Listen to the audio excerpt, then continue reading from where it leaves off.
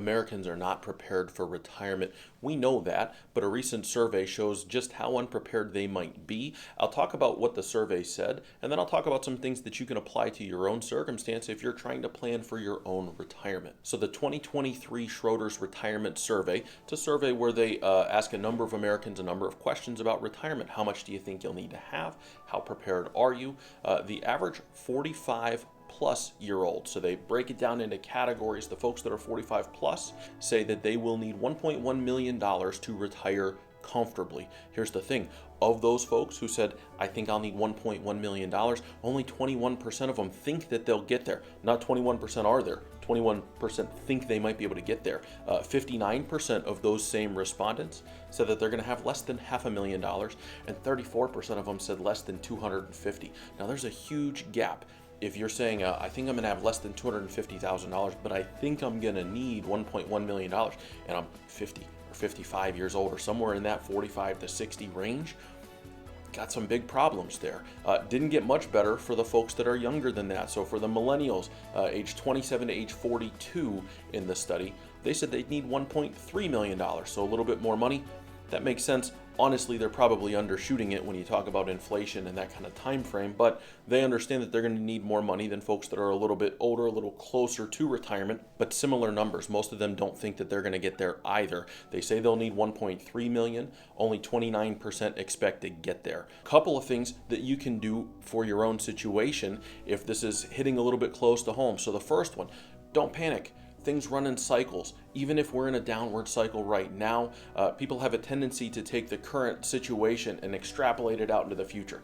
It's this right now, therefore it's always going to be that. And that's not the case. Things run in cycles, and just like things were really good a few years ago in the market and people were feeling great and surveys like this looked a little bit rosier, things won't stay great forever, and things won't stay bad forever either. So we're in a bit of a downturn right now. If you've got a plan, review the plan, but ride it out. Make sure that you're staying on track and continuing to do the right things. Now, if you don't have a plan in place and you're wondering what it is that you need to do, I'm going to give you some steps that you can take, hopefully to get your arms around your own retirement and feel a little bit more comfortable going forward with things. So first things first, make a budget, make a plan for your money. Where's it going to go? And include in that budget saving for retirement.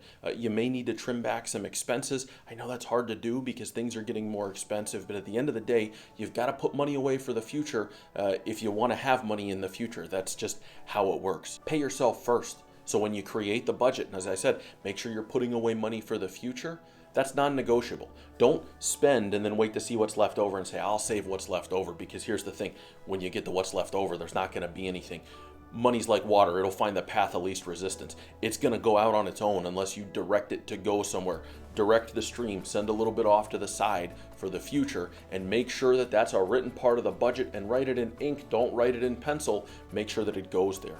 When you're saving for retirement, I always say it in my videos, the gold standard, get 15% of your income away. If you can do that, the numbers are going to work out well for you in the long run more often than not. That 15% doesn't specifically have to come from you. If you've got an employer match, if you've got money coming from your employer, take full advantage of that, your 401k, your 403b, whatever sort of retirement plan you have, and include those percentages. So if you say, I work for a company that's giving me a 6% match, great, that's a phenomenal benefit. If you put in 6 and they put in 6, you're already up to 12, just a little bit more to go to get 15% of your gross income put away for the future. If you do that with a long time frame, you're going to find that when you get to retirement, you've got assets to work with, and you won't be one of the folks worrying about what you're going to do.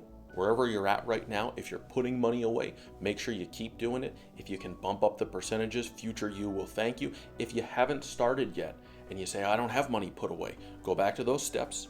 Pay yourself first, make sure you start getting some money away, and get started now. There is no substitute for time. I've done some videos about this.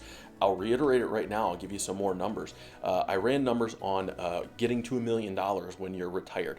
If you're 45 years old and you have $100,000 put away now, so you've been doing some saving and investing, and you want to get to $1 million by the time you're 65. So you got a 20-year window here. 45 years old, I got $100,000 put away. I want to retire at 65, and I think I'm going to need $1 million when I get there. How much do you have to put away per month? you got to put away over $1,100. It's $1,144 a month if you got a 7% return. That's a lot of money to put away. Just to show the example of there's no substitute for time, I looked at the same numbers. I said, well, what if you had $100,000 put away, but you were 40, you weren't 45. So now you got 25 years to put this money away. That extra 5 years makes all the difference. Instead of having to put away $1,100 a month, you got to put away $527 a month. That 5-year window cuts the amount of money that you've got to put away to get to the same end point in half. Start now. Better if you got a time machine, go back and start before.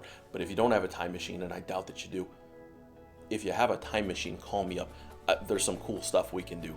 If you don't have a time machine, that's okay. Start now, wherever you're at. Get that money put away for the future so that when they do these surveys in the future, if they call you, you can feel good about where you're at. You can know that you're on the right track. If you have questions about this sort of stuff, by all means, drop me a line. If you enjoy the channel, subscribe. We've got lots of information about retiring and retirement planning. I hope you found it useful. Thank you for being here, and I'll see you soon.